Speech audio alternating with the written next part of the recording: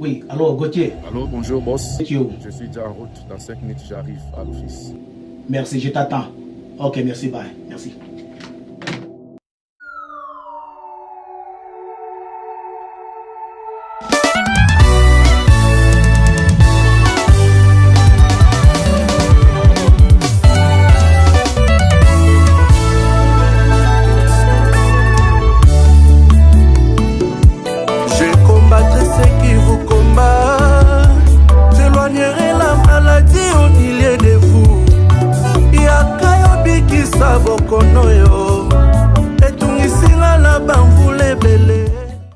Bonjour chers téléspectateurs, bienvenue dans notre émission Apprenons ensemble. Nous vous souhaitons un très bon début de mois de décembre, que ce mois soit rempli de bonheur et que le Seigneur vous bénisse tous abondamment. Je ne suis pas seule aujourd'hui, je suis accompagnée de ma sœur ici présente qui pourra elle-même se présenter afin que vous puissiez la connaître. Bonjour ma sœur. Bonjour, merci. Comme je venais de le dire tout à l'heure, peux-tu te présenter afin que les téléspectateurs puissent te connaître? Je suis la sœur Dorcas Maïdombe de l'église pentecôtiste Emer. Aujourd'hui, nous allons passer de moments très bénis en compagnie de notre invité du jour que vous connaissez déjà. Okay. Voilà, chers téléspectateurs, toujours dans le même rythme, nous recevons une fois de plus sur notre plateau le révérend Gabi Sitenda. Bonjour pasteur. Bonjour ma sœur. Chers téléspectateurs, aujourd'hui nous aborderons un sujet très intéressant qui est faisons tout selon le modèle de Dieu. Pasteur, dites-nous, que pouvons-nous apprendre de ces sujets très intéressants qui est faisons tout selon le modèle de Dieu? Merci beaucoup ma sœur pour la question. Il me semble que c'est une question tellement bien étudiée et agencée, étant donné que la fois dernière nous avons parlé d'être un responsable modèle. Et aujourd'hui, vous me posez la question de savoir ce que c'est que faire tout selon le modèle de Dieu. L'Éternel, notre Dieu, ma sœur, est un Dieu qui nous montre le modèle puisque lui-même est un Dieu modèle. Étant un Dieu modèle, si nous voulons comprendre, faire tout selon le modèle de Dieu, nous pouvons aller un peu plus rapidement pour comprendre notre sujet puisque nous ne pouvons pas parler de faire tout selon le modèle de Dieu sans savoir d'abord ce que c'est que le modèle de Dieu dans la parole de Dieu. C'est ainsi que j'aimerais que nous puissions prendre nos Bibles dans le livre d'Exode où Dieu commence à parler à Moïse, son serviteur, de faire tout selon son modèle. Et là, j'aimerais que nous puissions voir ce passage dans Exode chapitre 25, du verset 8 au verset 9, et nous sautons pour lire encore le verset 40, avant d'aller au chapitre 26, toujours d'Exode, le verset 30. Nous voyons dans Exode chapitre 25, le verset 8 au verset 9, la Bible lui dit « Ils me feront un sanctuaire, et j'habiterai au milieu d'eux. Vous ferez le tabernacle et tous ses ustensiles d'après le modèle que je vais te montrer. » Au verset 40, l'Éternel dit « Regarde et fais tout d'après le modèle qui t'est montré sur la montagne. » Ça, c'est quelque chose de très important, ma sœur. Lorsque le Seigneur parle à Moïse, c'est là le début même du ministère. Dieu envoie d'abord Moïse en Égypte pour lui donner une mission précise. L'œuvre de Dieu doit être faite selon le modèle que Dieu a donné, pas selon les pensées de l'homme. Dieu envoie Moïse en Égypte en lui disant, dans Exode chapitre 4, du verset 21 au verset 23, en lui disant, « Tu diras à Pharaon que Israël est mon fils, mon premier-né.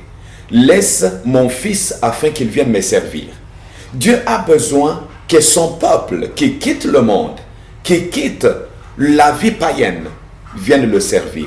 Mais qu'il le serve comment? Pas qu'il le serve selon ses pensées, selon ses idées, mais selon son modèle à lui, selon ses orientations à lui. Et lorsque nous voulons parler du modèle de Dieu, tel que nous voyons, Dieu insistait en disant à Moïse que tu feras le tabernacle, puisque j'ai besoin de demeurer au milieu de mon peuple. Dieu a besoin d'être vu par son peuple, que tous les habitants de la terre voient au travers de chrétiens, au travers du peuple de Dieu, que les habitants de la terre voient Dieu, voient la volonté de Dieu, voient le modèle de Dieu. C'est ainsi, ma sœur, lorsque nous voulons parler d'abord du modèle de Dieu, mais j'aimerais d'abord aller à un point très important, définir d'abord ce que c'est qu'un modèle. Un modèle, c'est quelque chose qui est donné comme moyen de reproduction fidèle, afin de reproduire d'autres choses qui soient identiques à la première. Lorsque nous disons, Dieu dit à Moïse, tu feras le tabernacle et tous ses ustensiles d'après le modèle que je vais te montrer. C'est-à-dire, Dieu montre un mode de vie, montre une conduite, montre une façon de servir qui est conforme à sa parole, qui est conforme à sa volonté, qui est conforme à ses principes. Et c'est ainsi qu'il va au chapitre 26, comme je disais, le verset 30. Dieu dit à Moïse, tu dresseras le tabernacle d'après le modèle qui t'est montré sur la montagne. C'est-à-dire, Dieu a donné une référence, a donné le tabernacle comme un moyen, comme quelque chose qui doit être reproduit, textuellement, comme Dieu le veut. Et le tabernacle lui-même était l'image des trois choses, comme nous l'avons dit dans notre dernière émission. Nous avons dit premièrement que le tabernacle était l'image de la vie de Christ. S'il vous plaît, pasteur, avant d'aller plus loin, nous aimerions connaître avec nos chers téléspectateurs quel est réellement le but de cet enseignement. Merci, ma sœur. C'est une question très pertinente, étant donné que nous ne pouvons pas donner un enseignement ou parler de faire tout selon le modèle de Dieu sans comprendre le but. Le but poursuivi dans cet enseignement est d'amener chaque enfant de Dieu, chaque serviteur de Dieu, de comprendre qu'aujourd'hui, c'est encore possible de réussir dans le ministère, de réussir dans les affaires, de réussir dans tout ce qu'on est en train de faire en faisant tout selon le modèle de Dieu, en faisant tout conformément à la parole de Dieu, pas en faisant tout selon ses pensées ou en imitant le monde, puisqu'aujourd'hui, ce qui nous éloigne plus de la volonté de Dieu et du modèle de Dieu, c'est le conformisme. Puisque les gens veulent se conformer au siècle présent, contrairement à ce que l'apôtre Paul a dit aux chrétiens de Rome. Dans Romains chapitre 12, le verset 1er au verset 2, l'apôtre Paul insiste sur quelque chose. Il dit, ne vous conformez pas au siècle présent, mais soyez transformés par le renouvellement de l'intelligence. Le renouvellement de l'intelligence dont il parlait, il dit, afin que vous discerniez quelle est la volonté de Dieu. Quand nous parlons de faire tout selon le modèle de Dieu, nous voulons en d'autres termes faire tout selon la volonté de Dieu. Faire tout selon la volonté de Dieu, c'est ça même le modèle de Dieu. Quand Dieu dit à Moïse, tu feras le tabernacle et tous ses ustensiles selon le modèle que je vais te montrer sur la montagne. C'est-à-dire Dieu avait une volonté qu'il voulait que les hommes exercent. Même le ministère aujourd'hui. Ma sœur Dorcas, il est possible de réussir dans le ministère en faisant tout conformément à la parole de Dieu. En faisant tout conformément aux exigences de Dieu. Puisque les gens croient aujourd'hui que pour réussir dans le ministère, pour réussir dans la vie, il faut être malhonnête. Il faut être margoulin. Il faut être voleur. Et c'est ce que nous voyons même dans le ministère, qu'il faut jouer sur la psychologie des gens, qu'il faut essayer d'inventer les choses, puisqu'aujourd'hui, il y a même les offrandes qu'on invente. Je suis allé quelque part où j'ai trouvé l'homme de Dieu inventer dire, avant que tu ne viennes adorer Dieu, il faut que tu donnes l'offrande. Et il a baptisé ça l'offrande d'adoration.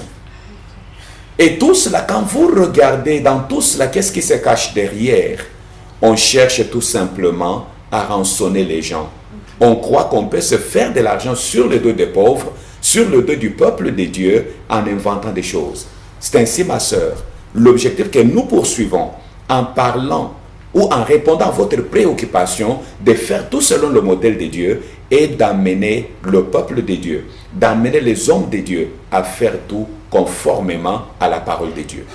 conformément à la volonté de Dieu et savoir qu'aujourd'hui, on peut réussir dans le ministère, on peut réussir dans les affaires, on peut réussir dans les projets en étant conforme à la parole de Dieu, en faisant ce que Dieu demande de faire, pas en imitant, pas en inventant, pas en tripotant les choses, non, mais on peut réussir en faisant conformément à la volonté de Dieu que nous trouvons dans sa parole.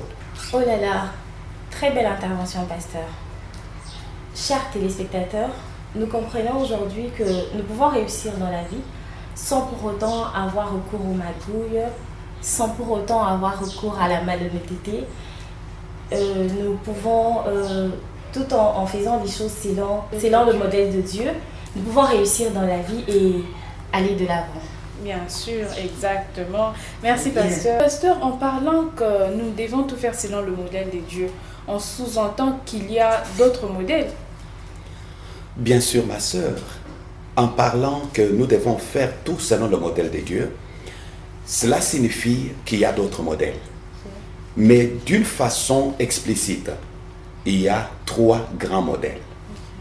Il y a le modèle de Dieu, il y a le modèle du diable et il y a le modèle des hommes.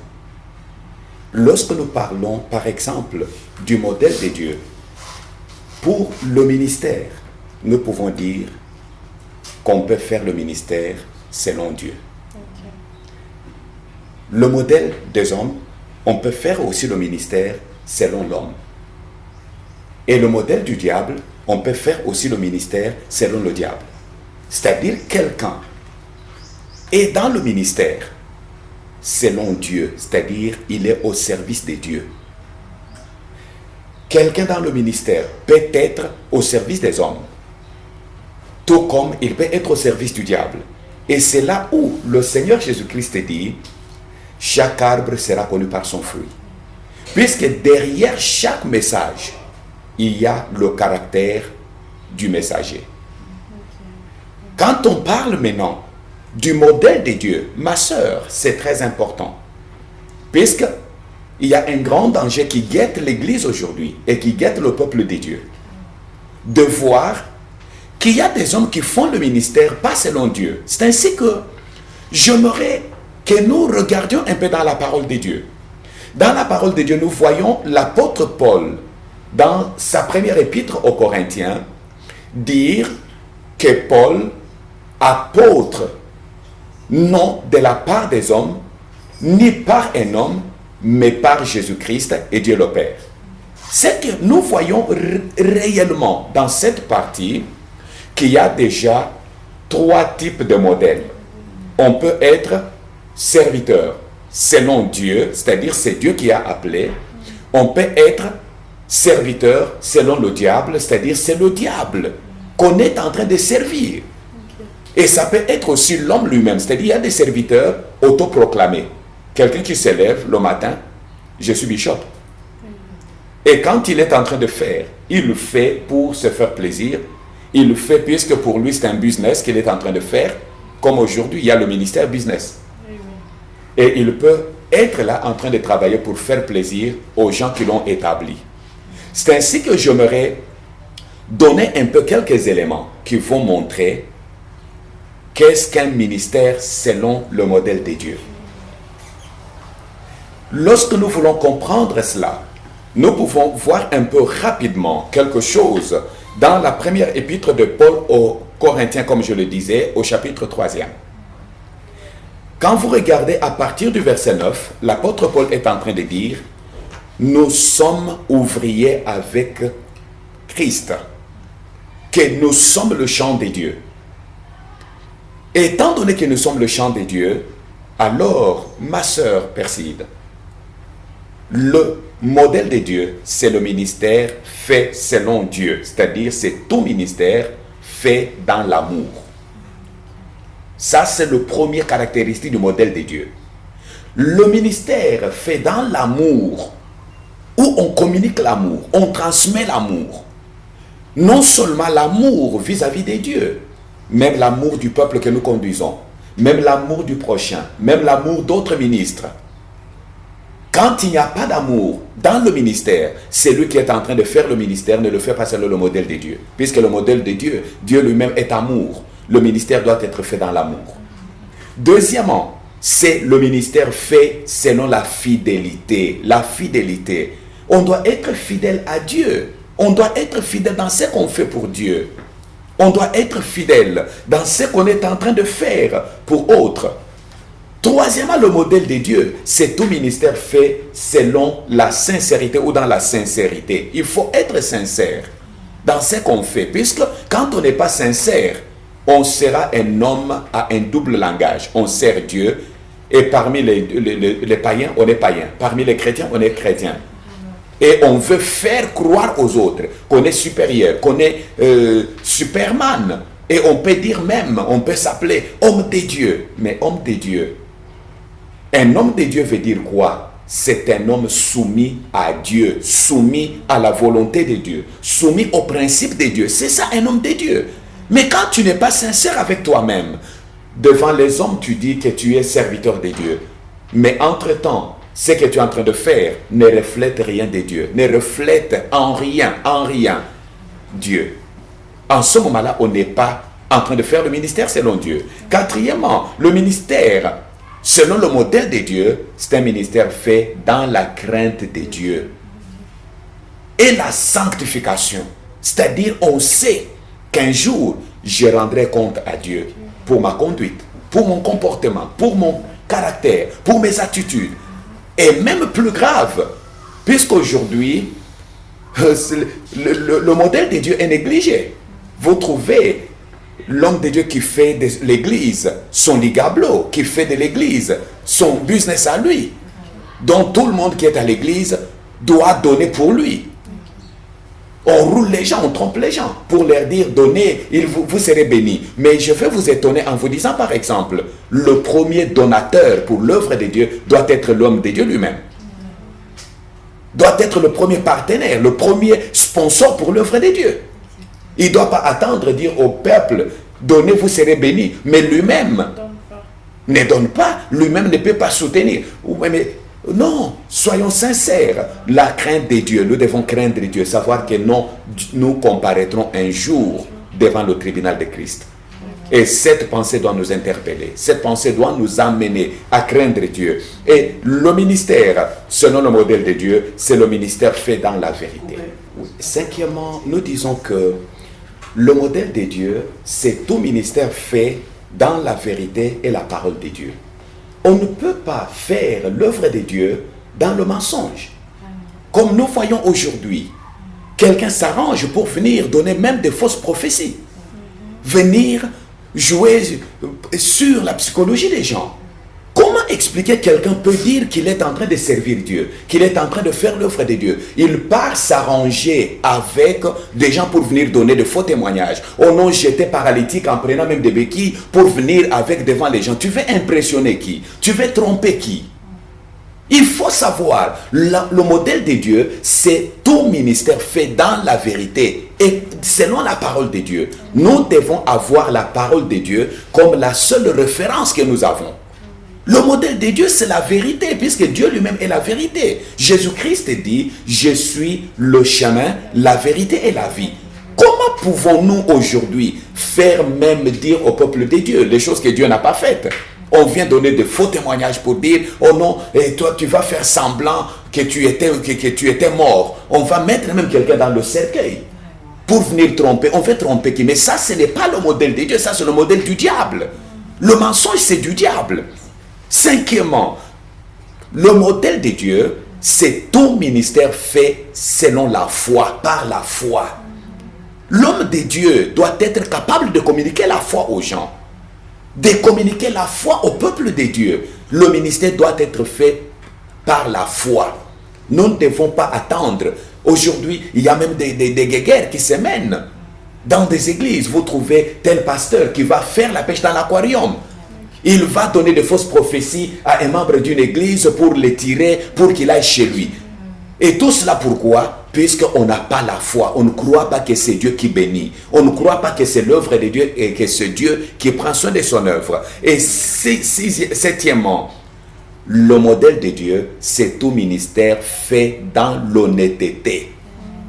On doit être honnête dans le ministère. Dans la façon de servir Dieu, on doit être honnête. On ne peut pas servir Dieu en étant malhonnête. La malhonnêteté tue, la malhonnêteté détruit. Et c'est pas malhonnêteté qu'Absalom est mort. Comment aujourd'hui on peut prétendre servir Dieu en étant malhonnête? On doit être honnête.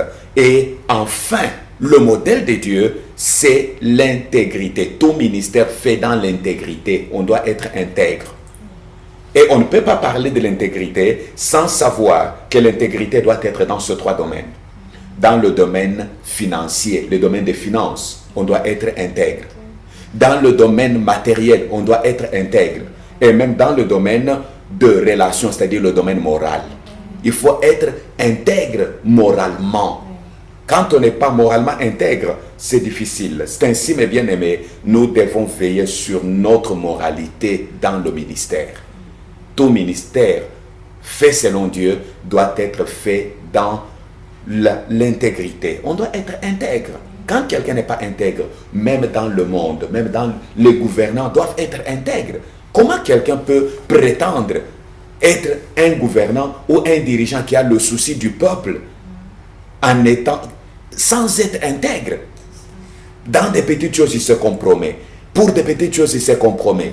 Non, il faut être intègre. Celui qui fait l'œuvre de Dieu, qui fait le travail dans l'intégrité, est en train de le faire selon le modèle de Dieu. Chers téléspectateurs, il faudrait savoir que lorsque nous parlons du ministère, ce n'est pas seulement le ministère dans l'Église, mais aussi dans nos affaires, le service de l'État, le service dans nos entreprises. Et nous devons être de modèles, non seulement dans l'Église, mais partout et dans tout ce que nous faisons dans la société. Merci, pasteur. Mais pour une bonne compréhension, pouvez-vous nous faire un petit résumé du modèle de Dieu? Oui, ma sœur, le petit résumé qu'on peut faire sur le modèle de Dieu est que le modèle de Dieu, c'est tout ministère fait dans l'amour. Tout ministère fait dans la fidélité. Tout ministère fait dans la sincérité. Tout ministère fait dans la crainte de Dieu et la sanctification. Tout ministère fait dans l'honnêteté et dans l'intégrité. L'ensemble de ces 8 choses constitue le modèle de Dieu. Donc nous ne devons pas être de modèle que dans l'Église, mais dans la société et partout où nous sommes. Amen. Le deuxième modèle, nous avons dit que c'est le modèle du diable.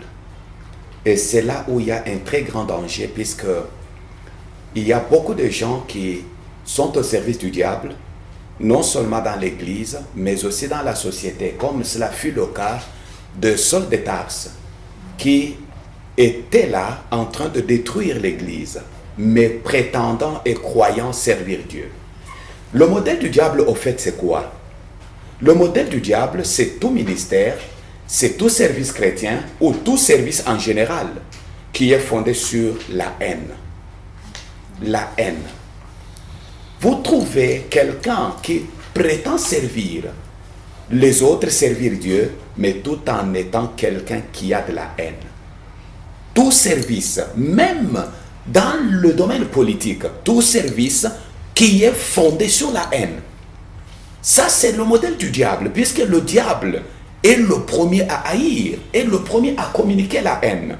Deuxièmement, le modèle du diable, c'est tout ministère, tout service fondé sur le mensonge. On prétend servir, mais on est en train de mentir. Quand on est en train de faire tout fondé, basé sur le mensonge, ça c'est le modèle du diable. Le modèle du diable, troisièmement, c'est tout service chrétien, c'est tout ministère, c'est tout service en général fondé sur la trahison. On est prêt à trahir. Quand on est prêt à trahir, on est en train de suivre le modèle du diable. Quatrièmement, le modèle du diable, c'est tout ministère, c'est tout service chrétien et c'est tout service, tout travail qui est fondé ou basé sur les compromissions. On est prêt à se compromettre.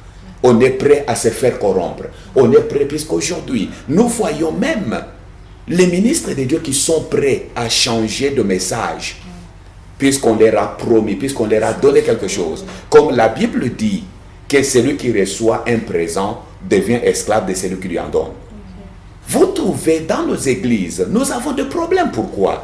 Puisque l'homme de Dieu qui prétend être au service de Dieu, mais lorsqu'il voit un voleur qui entre dans l'église, puisqu'il donne beaucoup, puisqu'il soutient, soi-disant on l'appelle grand poisson. Oui, mais c'est un voleur. On change directement de langage. On ne peut pas lui dire que ce que tu fais est mauvais. On se compromet. Quand vous fondez votre ministère sur la compromission, vous êtes chrétien, vous êtes serviteur de Dieu, vous acceptez même de vendre votre personnalité pour l'argent. Ça, c'est le modèle du diable. Le diable a accepté de trahir, de se compromettre. La gloire qu'on lui a donnée est devenue le sujet d'orgueil. Cinquièmement, c'est tout ministère, tout service chrétien ou tout service fondé sur les calomnies. Les calomnies, on marche avec les noms des autres. On veut gagner sur le dos des autres en marchant avec les noms des autres. Ça, c'est le modèle du diable. Le diable a apporté des calomnies, a colporté depuis la création. Et nous disons encore, c'est tout ministère, c'est tout enseignement, c'est tout service qui est fondé sur le colportage. Le colportage. Et aujourd'hui, c'est plus grave. Même dans le milieu des hommes de Dieu, vous entendrez les hommes de Dieu en train de colporter. Vous entendrez les chrétiens en train de colporter. Or, c'est un milieu où on devait trouver les hommes attachés à la sainteté, attachés à la crainte de Dieu. Et enfin, nous dirons que c'est tout ministère ou tout service chrétien fondé sur les œuvres des ténèbres. Sur les œuvres des ténèbres, puisqu'aujourd'hui, l'occultisme a quitté le monde et dans l'Église. La sorcellerie a quitté le monde et dans l'Église. Aujourd'hui, on enseigne même la sorcellerie dans l'Église. Lorsqu'on est en train d'enseigner le voyage astral, on est en train d'enseigner la sortie, le déplacement, sortie du corps. Et plus grave, on est en train de parler de l'Église du futur. Cet enseignement de l'Église du futur, comme nous apprenons les autres, enseignent même les gens, oui, nous vous apprenons comment devenir des dieux. Comment on peut enseigner quelqu'un à devenir Dieu pendant qu'il est déjà lui-même, il a la sémence de Dieu en lui? Cela n'est autre chose que l'initiation à l'occultisme et à la sorcellerie. Vous trouvez plus... Non, mes sœurs, j'aimerais vous dire que c'est malheureux aujourd'hui de voir les hommes qui prétendent être détenteurs de la vérité en train de servir selon le modèle du diable. En acceptant aujourd'hui, il y en a qui ont des gourmettes magiques, il y en a qui ont des mouchoirs magiques, il y en a qui ont des bagues magiques pour faire des miracles. Mais ces miracles-là, tout ce que nous savons est que Simon le magicien a été humilié. En voyant la puissance de Dieu qui était dans Pierre, il a compris que ce qu'il avait était rien. Nous avons vu aussi Elimas être ridiculisé lorsqu'il a vu à l'apôtre Paul faire de miracles authentiques. De même, tous ceux qui font selon le modèle du diable doivent savoir qu'il y a une fin tragique qui les attend. Et cette fin tragique doit être crainte. Et cette fin ne sera pas seulement lorsque le Seigneur reviendra, mais déjà dans ce siècle, Dieu les ridiculisera, Dieu les humiliera. Amen. Puisque le Seigneur lui-même a dit, et que servirait-il à un homme de gagner le monde entier s'il perdait son âme? Ton âme, ma sœur, ton âme, mon frère, toi qui nous suis, a plus de valeur que toute autre chose. Amen. Faisons tout selon le modèle de Dieu, pas selon le modèle du diable, puisque le modèle du diable est un modèle de destruction, est un modèle qui sera anéanti. Pasteur, vous pouvez nous en dire plus sur le colportage, parce que nous voyons que cela prend de la place dans nos églises, dans notre société, et ça crée des divisions dans nos relations et tout ça. Merci beaucoup, ma sœur Dorcas. C'est quelque chose de très réfléchi en posant cette question sur le colportage. Puisque, au fait, le colportage, c'est quoi? C'est le fait de colporter, c'est-à-dire faire circuler une information qui soit fondée ou pas à plusieurs personnes, même des personnes qui ne sont pas concernées. même des personnes qui ne sont pas intéressées par l'information. Cela est un danger pour l'Église et dans l'Église et même dans la société. Étant donné que le Seigneur nous montre dans sa parole que nous sommes la famille de Dieu. J'aime tellement le conseil de John Wesley aux membres de l'Église méthodiste.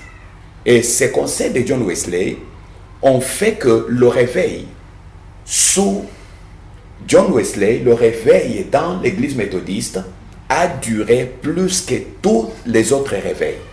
Puisque John Wesley a donné dans son catéchisme aux membres de l'Église méthodiste comment ils pouvaient régler et résoudre le problème s'il y en avait.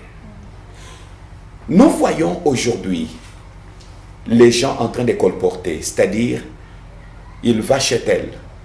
Ce que je te dis là, c'est parce que tu es mon ami intime. Mais elle oublie que son ami intime a aussi une amie intime. Et l'ami intime a aussi une amie intime. Et ça fait une chaîne. Celui de qui on parle, c'est sans léser, c'est sans blesser, et quitte de fois la communauté. Or, Dieu a besoin que nous puissions être ensemble, et lorsque nous nous retrouvons, que nous puissions parler rien que de la parole de Dieu. Que nous puissions échanger sur ce qui peut édifier, ce qui peut construire la foi des autres. C'est comme ça que l'apôtre Paul dit aux chrétiens de Colosse qu'il faut que nos paroles communiquent une grâce à ceux qui les entendent. L'Église doit enseigner les gens, doit montrer aux gens que lorsque nous nous retrouvons, il faut que nous nous retrouvons au sujet de la parole de Dieu. Que nous nous retrouvons pour parler de Christ et non pas parler des hommes. Et même s'il y a un problème, lorsque nous réglons le problème entre nous deux, le problème est fini. On n'a pas besoin d'une troisième personne. Si le problème ne concerne pas quelqu'un d'autre, n'allons pas vers lui. Là, c'est de l'enfantillage. Et cet enfantillage fait que le diable tire gloire. Et vous savez quelle est la stratégie du diable aujourd'hui? C'est de tirer l'un, tirer l'autre, le faire cogner les têtes afin qu'on lui laisse le champ libre, que nous nous battons entre nous en lui laissant tranquille. Mais Dieu nous demande que nous puissions nous unir afin de combattre notre ennemi commun. Mon frère, même qui a colporté là, n'est pas mon ennemi. Un seul est notre ennemi commun, c'est le diable, que nous devons combattre. Mais nous devons nous unir entre nous et éviter que le colportage trouve de la place au milieu de nous. Merci, pasteur, pour cette très belle intervention. Nous avons vraiment été bénis de votre passage dans notre émission. Dorcas, je pense que tout comme moi, tu as été satisfaite de l'intervention du pasteur. Oui, en tout cas, j'ai été très satisfaite de l'intervention du pasteur et j'espère aussi que nos chers téléspectateurs le sont aussi. Merci beaucoup, pasteur. Merci beaucoup, ma sœur. Que Dieu vous bénisse. Amen. Okay. Chers téléspectateurs, vous avez remarqué ensemble avec nous que notre sujet du jour est très vaste. Nous allons continuer notre deuxième partie très prochainement et toujours en compagnie du pasteur Gabi Sitenda. Pasteur, avez-vous un mot de la fin? Merci beaucoup, ma sœur. Le mot de la fin est de dire encore à tous nos téléspectateurs que c'est possible de réussir en faisant tout selon le modèle de Dieu. Amen. Et nous les encourageons à suivre nos émissions et à s'abonner et surtout à aimer notre chaîne de télévision et que le Seigneur bénisse et que le mois de décembre soit un mois béni pour chacun d'eux. Amen. Chers téléspectateurs, nous voici arrivés à la fin de cette émission. Vous avez été très nombreux à nous suivre. Que notre Seigneur vous bénisse abondamment. Nous disons un grand merci à notre habilleur de luxe, Monsieur Wilson Sunda Nyakanda, que vous pouvez très bien contacter au numéro +243 99 811 96 97. Vous pouvez également aussi visiter sa page Facebook qui est Wilson Sunda. Et aussi, nous remercions la salle de fête Agora de Madame Flora, située au quartier Beaumarchais dans la commune de Barumbu, non loin de l'hôtel Phoenix, pour vos fêtes de mariage, décoration, maquillage, robe de mariée, vous pouvez entrer en contact avec elle au numéro +243 81 27 67 619. Mais vous pouvez aussi consulter sa page Facebook qui est Salle de fête Agora. Et aussi nous souhaitons un très joyeux anniversaire à Daniela Abala. Que le Seigneur te fasse du bien, profite bien de ta journée et nous vous disons à bientôt. Bye bye.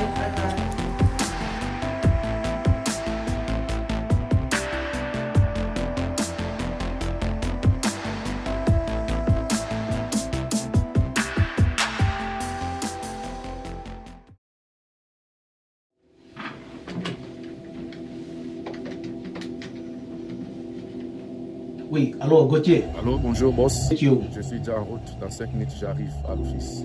Merci, je t'attends. Ok, merci, bye. Merci.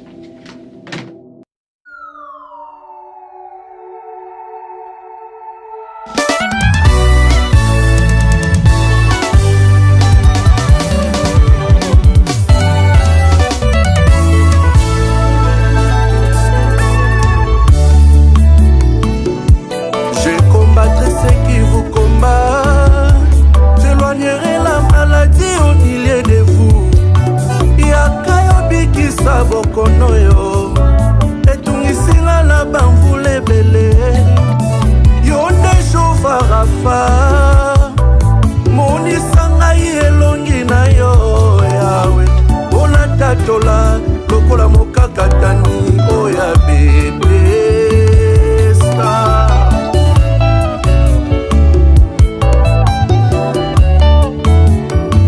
qui combattra ceux qui nous combattent, qui éloignera la maladie au milieu de nous. Yaka yobikisa bokono yo etungisinga bamvula ebele yonde Jehova Rafa monisanga elongi na yo yayay puna tatola lokola mokakatani oya bebista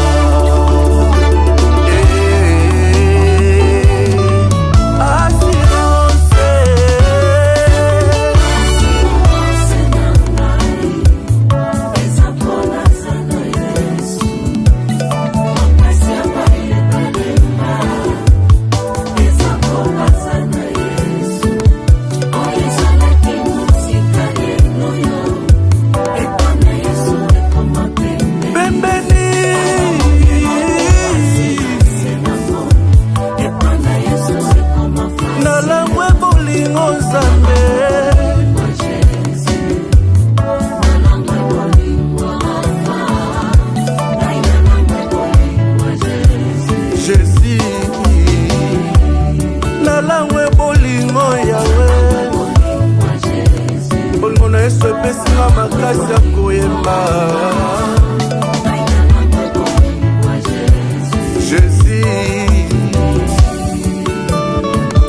Yesu alakanga la vie éternelle oyo na mokili balakanga la vie éphémère oyo loge epesaka ezalaka na bisengo suka se milelo na milelo bamongo mituka bisengo ya mokili suka ezalaka se na déception